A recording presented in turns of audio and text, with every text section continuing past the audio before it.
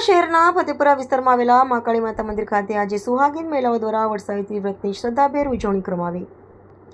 વહેલી સવારથી જ મહિલાઓ મોટી સંખ્યામાં મંદિર પરિસરમાં એકત્રિત થઈ હતી અને વડના વૃક્ષનું પૂજન કરી પોતાના પતિના દીર્ઘાયુષ્ય, સુખ સમૃદ્ધિ અને પરિવારના કલ્યાણ માટે પ્રાર્થના કરી હતી।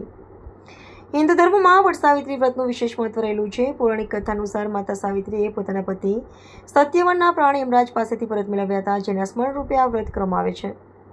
સુહાગીન મહિલાઓ નિર્જળ અથવા ફળાહાર ઉપવાસ રાખી વડના વૃક્ષની પરિક્રમા કરે છે અને કાચા સૂતરના દોરા વડના થડ પર વીંટાળી પૂજન અર્ચન કરે છે। ફતેપુરા મહાકાળી માતા મંદિર ખાતે પણ મહિલાઓએ પરંપરાગત વસ્ત્રોમાં સજ્જ થઈ ધાર્મિક વિધિઓ સંપન્ન કરી હતી। મંદિરના પૂજારી દ્વારા વડસાવિત્રી વ્રતનું મહાત્મ્ય સમજાવવામાં આવ્યું હતું અને વિશેષ પૂજા અર્ચનાનું આયોજન કરવામાં આવ્યું હતું। આ પ્રસંગે મહિલાઓએ જણાવ્યું હતું કે વડસાવિત્રી વ્રત ભારતીય સંસ્કૃતિ અને પારિવારિક મૂલ્યોનું પ્રતીક છે, જે પતિ પત્નીના અતૂટ સંબંધ અને પરિવારની સુખાકારી માટે કરવામાં આવે છે।